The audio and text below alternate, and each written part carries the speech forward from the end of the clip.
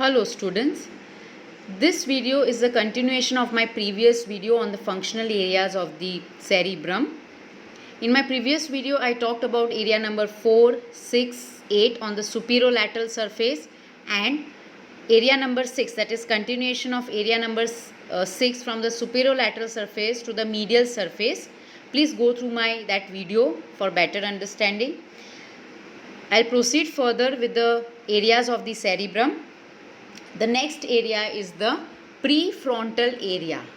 That area is areas 9 to 12. This prefrontal area is in front of the premotor area. Okay. Now you can see area 9 to 12. Okay. 9, 10, 11 and 12. So 9, 10, 11, 12. So these are the prefrontal area. Okay. These are the prefrontal area. So 9, 10, 11 and 12. Okay. So these are the prefrontal area. Yes. So the prefrontal area in front of the premotor area. Okay. So this is the premotor area. Okay. So this was the primary motor area. Area number 4. Premotor area 6. Area number 6 and 8. When 6 continues to the medial surface, it is the supplementary motor area. And now this is the prefrontal area. This prefrontal area is in front of the premotor area here. This is the premotor area. So this is the prefrontal area. And area number 9 to 12. So that is the prefrontal area. It is highly developed in humans. So this area is highly developed in humans. So this is 9, 10, 11, 12. So this is 9, 10, 11, 12. So this is the prefrontal area. Okay. Highly developed in humans and in front of premotor area. So 6, 8 is the premotor area in front of this. Okay. Now what is the functions? Just remember the functions. It regulates the depth of feelings, abstract thinking, mature judgment, foresight and tactfulness. Okay. So functions are, it regulates the depth of feeling, abstract thinking, mature judgment and foresight and tactfulness. This is a silent area of the brain. So this functions you have to by heart. Okay. So these were the motor areas of the cerebrum. Okay. The primary motor, the premotor, the supplementary motor and the prefrontal area. So primary motor was 4. Premotor 6, 8, supplementary motor area, the 6, continuation of 6 on the medial surface and prefrontal area, that is areas 9 to 12. Okay, so this were the motor area. Now we will proceed to the sensory area. The sensory areas are the primary sensory area, the secondary sensory area, okay, which is only for somatostatic senses, the sensory association area and higher association area. Okay. So this is the central sulcus. This is the post-central sensory area. So this is the sensory area. Okay. This is the sensory area. Okay. Now these are the sensory areas. Please remember, primary sensory area, secondary sensory area only for somatostatic senses, sensory association area and higher association area. So these are the sensory areas. Remember this 4. We'll go to the first, that is the primary sensory area. Now primary sensory area is somatostatic area, visual area and auditory area. Okay. So primary sensory area is somatostatic area, visual area and auditory area.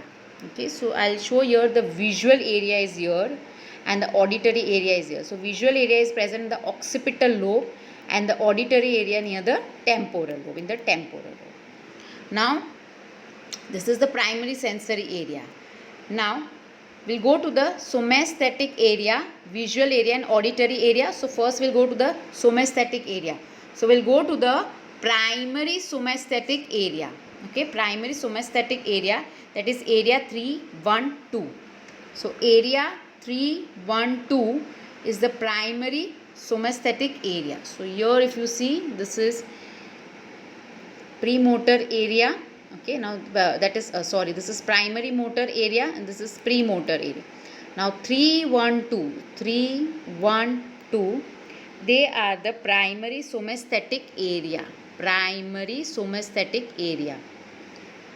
Okay, so 312 is the primary somaesthetic area. Okay, now this you can see where it is located. It is located in the postcentral gyrus. This primary somaesthetic area is located in the postcentral gyrus. Okay, this is the precentral gyri, this is the central sulcus, precentral gyri, and this is the postcentral gyrus. So primary somaesthetic area is located in the postcentral gyrus superolateral surface. So this is located in the postlateral gyrus. Okay, it is located in the postlateral gyrus. So this is the postcentral gyrus. Sorry students. So this is located in the postcentral gyrus. Okay. Okay, in the superolateral surface. So this is 312. Clear? So this is the postcentral gyrus. So this area is located here. Okay, the postcentral gyri. Okay, the 312 area. Now what is its function? It localizes, analyzes and discriminates different modalities of cutaneous senses. Now what are the cutaneous senses? The touch, pressure. It's a sensory area. We are talking about the sensory area. So it is related to senses. Okay. So touch, pressure, position and vibration senses. Okay. All these senses, the touch, pressure, position and vibration senses are localized, analyzed and discriminated in this area. Again I will repeat, the touch, pressure, position and vibration senses are localized, analyzed and discriminated in this area. This is primary somaesthetic area present in the postcentral gyrus. Okay. Sensory homunculus, that is sensation, are somatotopically arranged. Okay. So it's a sensory homunculus. Okay, this is sensory homunculus. Now if you see here, in the lower part of the postcentral gyrus, there is area 43. So this is area 43. You can see this is the postcentral gyrus. This is area 43 in the lower part of the postcentral gyrus. And this is the taste center. Okay. This is the taste center.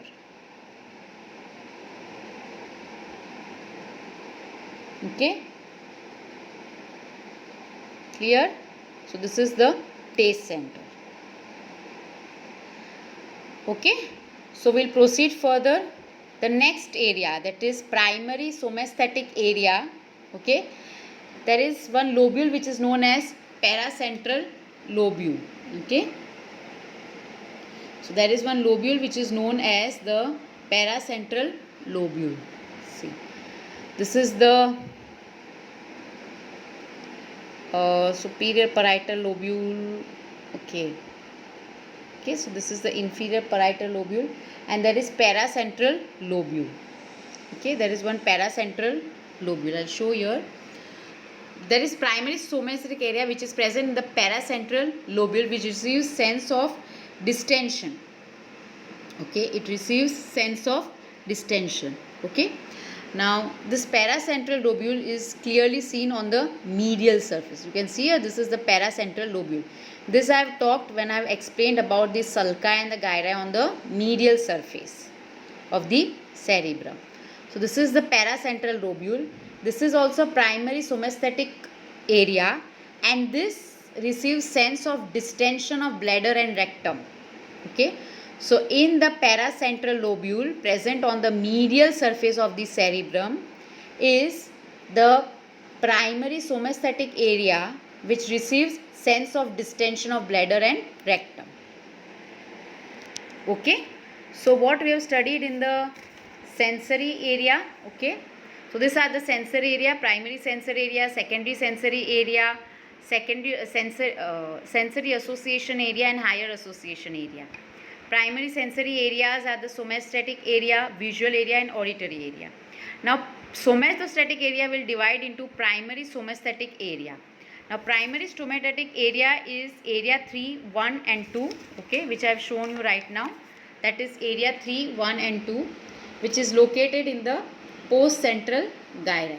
So, area 3, 1 and 2, okay, this is in the post-central gyri, okay, 3, 1 and 2, which is located in the post-central gyrus, okay, 3, 1 and 2.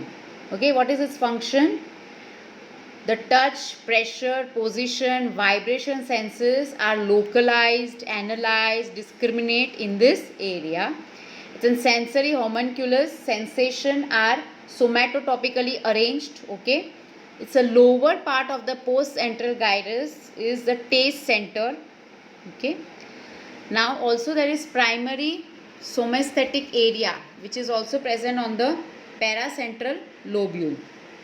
Okay, so if you see here, this is 312. So this was on the superior lateral surface, and this is the 312 area which is present on the paracentral lobule. This is the medial surface. Right now I have shown you the paracentral lobule. So you can see this area 3, 1 and 2. So here it is present on the post-central gyri, and here it is present on the paracentral lobule on the medial surface. You can see. So on the medial surface, the primary somastatic area, that is 3, 1 and 2, is present on the paracentral lobule, and on the superolateral surface it is present on the postcentral gyrus. Now here it receives the sense of distension of the bladder and the rectum. Okay. Now we will proceed further to the secondary somastatic area, that is the supplementary area. It is present on the upper lip of the posterior ramus of the lateral sulcus. Okay, lower part of pre and post central gyri. Okay, so the lower part of the, if you see, this is the it is present, which secondary somastatic area is present. It's a supplementary area. It is present on the upper lip of the posterior ramus of the lateral sulcus. So this is the posterior rami. Okay, you can see here, this is the posterior rami. This is the lateral sulcus. It has anterior rami. It is a stem. This is the ascending rami. Okay, this is the ascending rami. So this is the anterior rami. Okay, then the ascending rami, and this is the posterior rami. Yes. So on the lateral sulcus, this is the posterior rami. So this secondary somastatic area, that is the supplementary area, is present on the upper lip of the posterior ramus of the lateral sulcus. So it is present where? On the lower part of the precentral and the postcentral gyri. Okay, now what is its function? It receives pain sensation, other modalities of cutaneous sensation. Okay, so it receives the pain sensation. Okay, again I will repeat. This is the secondary somastatic area, supplementary. It is present on the upper lip of the posterior ramus of the lateral sulcus. Upper lip of the posterior ramus of the lateral sulcus. Okay. So it is present on the lower part of the precentral and the post-central gyri, the lower part. And it receives the pain sensation, other modalities of cutaneous sensation. So this is secondary somatostatic area. Next we will go to the somastatic association area, area 5 and 7. Okay, the next area is somastatic association area. Okay, next is the somastatic association area, and that area is area number 5 and 7. Okay, so this is area number 5 and 7. Here also it is present. Okay, on the superior lateral surface area 5 and 7, on the medial surface area 5 and 7. So that is the secondary somastatic, that is the somastatic association area. So 5 and 7 is the somastatic association area. Okay. So these are the association area. You can see here, this is the association area.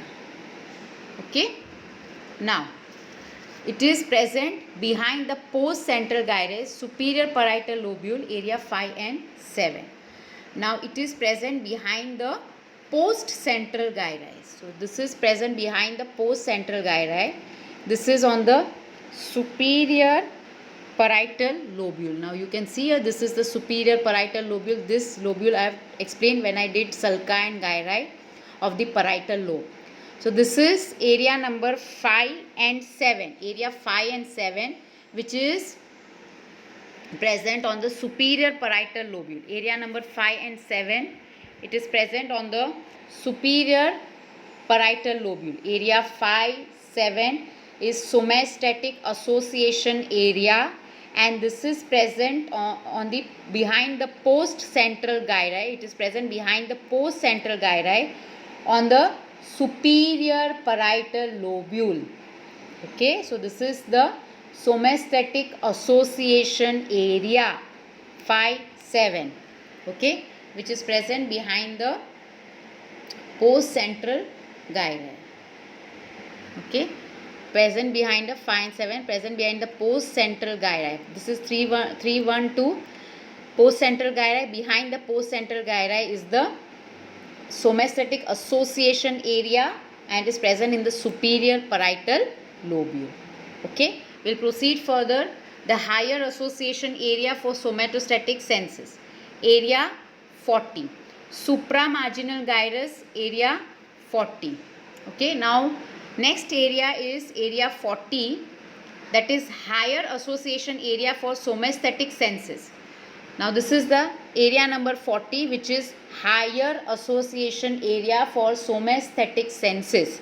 Higher association area, please remember, higher association area for somastatic senses, area 40. Now where this area 40 is present? It is present on the supramarginal gyrus.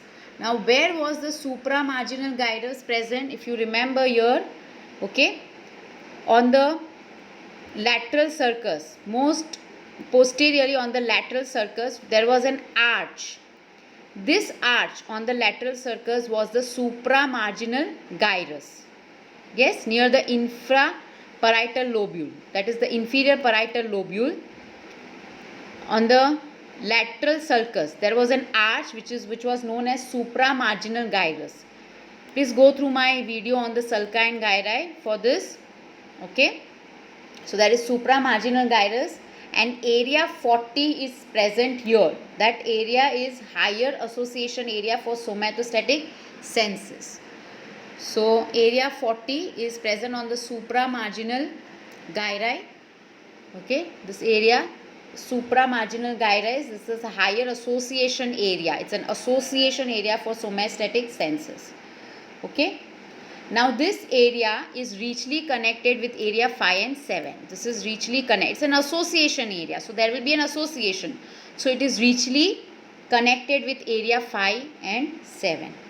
When there is problem in this area 40, that is higher association area, when there is a lesion in this area, there will be presence of tactile agnosia. Okay, whenever there is lesion in area 40, it leads to tactile agnosia. Now what is tactile agnosia? It is characterized by lack of ability to recognize objects through touch. Now when you close your eyes and when you touch the object and feel the object, you have the power to recognize that object.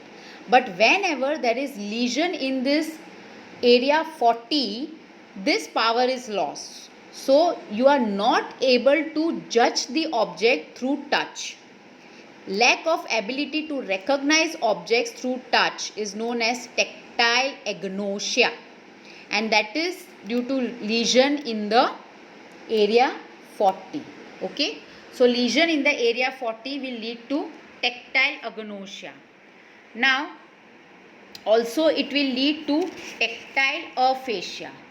Okay, so lesion in this area, that is area number 40, will lead to tactile aphasia. Okay, now what is tactile aphasia? Tactile in which patient cannot name the object being handled. So tactile agnosia means the patient is not able to recognize, okay, on touching the object, and aphasia means not able to name, not able to speak the name of the object what is handled. So that is tactile agnosia and tactile aphasia because of lesion on the area number 40. Okay, so the next functional areas I will continue in my next video. Thank you, students.